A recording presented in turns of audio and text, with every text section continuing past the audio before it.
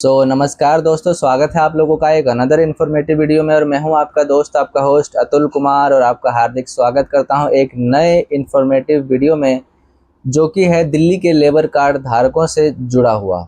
जी हाँ दोस्तों, labour card धारकों से जुड़ा हुआ तो है, लेकिन साथ ही साथ उनके बच्चों के साथ जुड़ा हुआ है, क्योंकि उनके बच्चों के भविष्य के लिए जो दिल्ली सरकार की तरफ से सभी लेबर कार्ड धारकों को जो सहायता राशि दी जाती है शिक्षा में अच्छे से पढ़ाई करने के लिए, या जो भी हो शिक्षा में जो कमियां आपको आती हैं, तो उसमें कुछ सहायता राशि दिल्ली सरकार की तरफ से दिया जाता है।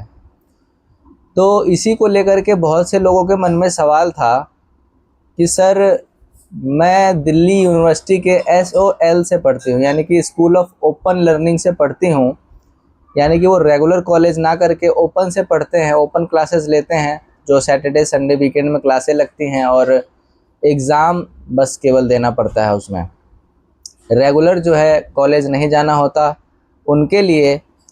और प्राइवेट स्कूल में जो छात्र पढ़ते हैं, चाहे वो केजी से लेकर के ऊपर के 12वीं 12th क्लास तक हो, उससे ऊपर कॉलेज लेवल पे भी हो, कॉलेज प्राइवेट कॉलेज से पढ़ाई करते हैं उनके लिए।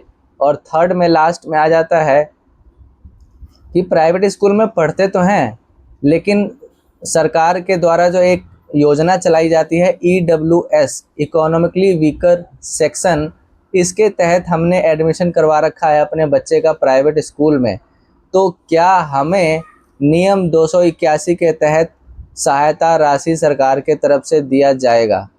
तो इसका जवाब, और एक और सवाल था कि सर, इसमें पढ़ते हैं तो हमें कितनी जो है सहायता राशि सरकार की तरफ से दी जाएगी?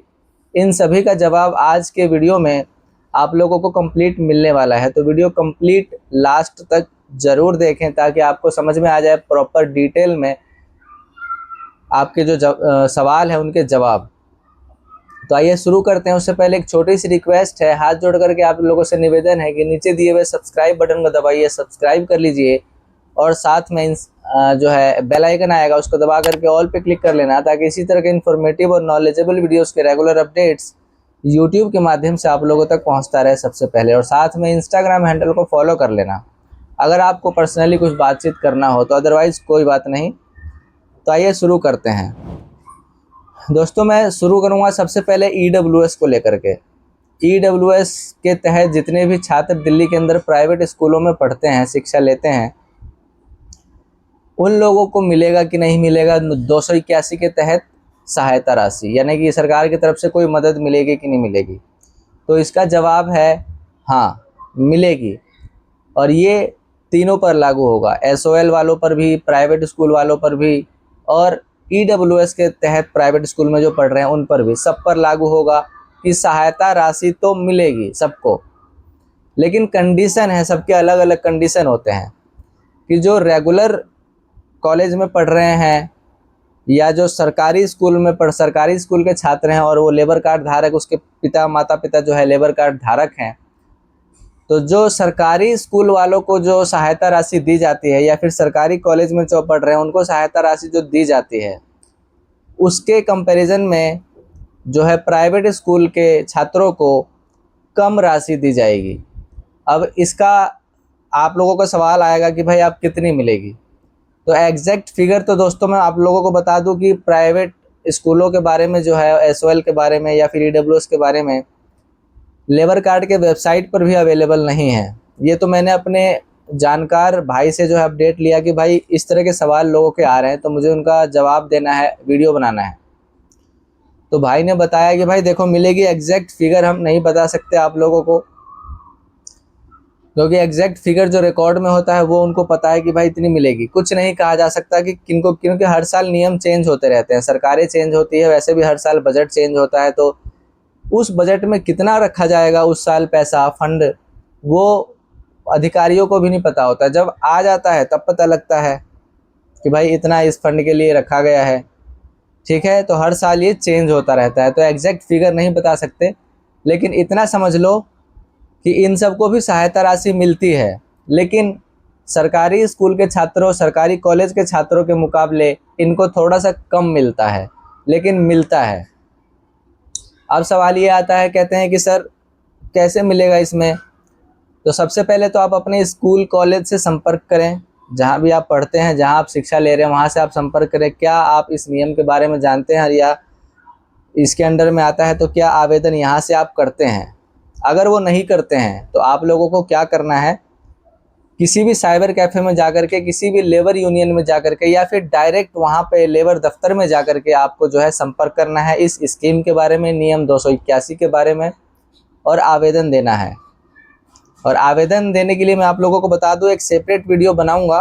फिलहाल मैं आपको मोटा मोटा बता देता हूं कि एक फॉर्म होता है, इसका एक फॉर्मेट होता है जो कि लेबर दफ्तर से भी मिल जाता है और स्कूल से भी मिल जाता है, कॉलेज से भी मिल जाता है, अगर उनके पास अवेलेबल है तो। ये स्कीम अगर उनके यहाँ लागू है तो ज़रूर मिल जाएगा।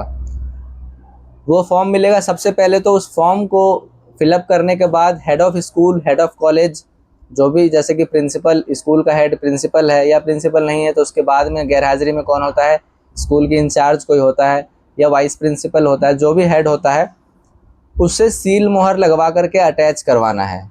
यानी कि आपका फ़ोटो, आप फॉर्म फिल करेंगे, उसको अटैच, आपका फ़ोटो अटैच होगा स्टैंप लगा करके, और प्रिंसिपल के या हेड ऑफ स्कूल का साइन, सिग्नेचर वगैरह सब कुछ होकर के पहले तो वो फॉर्म तैयार करना पड़ता है। देखो, एक फॉर्म का सैंपल आप लोगों को दिखाना चाहता हूँ। देखो, यहाँ पर एक फॉर्म का सैंपल है। ये नॉर्मल स्कूल के लिए है, जो छोटे क्लास के बच्चे होते हैं, जैसे कि पहली क्लास से लेकर के आप कह सकते हो छठी, सातवीं, आठवीं क्लास तक के, क्योंकि आठवीं के बाद नियम चेंज हो जाता है, अमाउंट भी चेंज हो जाता है आठवीं नौवीं के बाद। तो ये पहली से लेकर के आठवीं तक के लिए ये फॉर्म का सैंपल है, एक मैं बता रहा हूँ जिस तरह का होता है। इसको भर के इस पर बच्चे का फ़ोटो लगेगा, सील मोहर लगेगी, सिग्नेचर वगैरह सब कुछ होने के बाद बाकी सपोर्टिंग दस्तावेज लगाए जाएंगे, जैसे कि बच्चे का school ID proof, college ID proof, कोई मार्कशीट भी मांगी जाती है, लास्ट 3 मंथ का अटेंडेंस का प्रूफ भी मांगा जा सकता है, और बाकी तो पेरेंट्स के लेबर कार्ड, आधार कार्ड, बच्चे का भी आधार कार्ड वगैरह, ये सारी चीज़ें, बैंक अकाउंट्स वगैरह, ये सारी चीज़ें लगेंगे। और फिर वो जमा करना पड़ता है, और एक साथ में एक गवाह को ले जाकर के सत्यापन करना पड़ता है। जैसा कि अभी आप लोगों को पता है कि सबको मैसेज आया है, 27 मई से सत्यापन की प्रक्रिया चल रही है, वो 10,000 वाले स्कीम के लिए भी, जो लेबर कार्ड धारकों को मिलता है डायरेक्ट, और बच्चे वाला 281 नियम वाला का भी वेरिफिकेशन की प्रक्रिया चल रही है। हर स्कूल का अलग अलग डेट वाइज किया जा रहा है।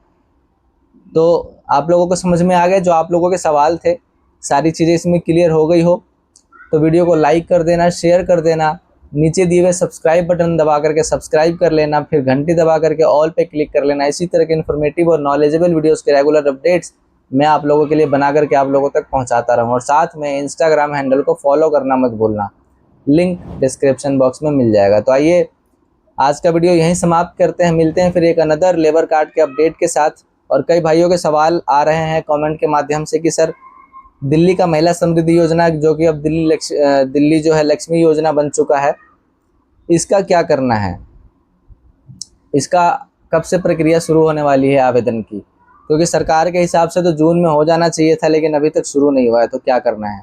तो जैसे ही अपडेट आएगा मैं आप लोगों को बता दूंगा, इसीलिए मैं बोलता हूँ कि चैनल को सब्सक्राइब करके बेल आइकन प्रेस कर लो, जैसे अपडेट आएगा आप लोगों तक पहुँच जाएगा मेरे वीडियो के माध्यम से।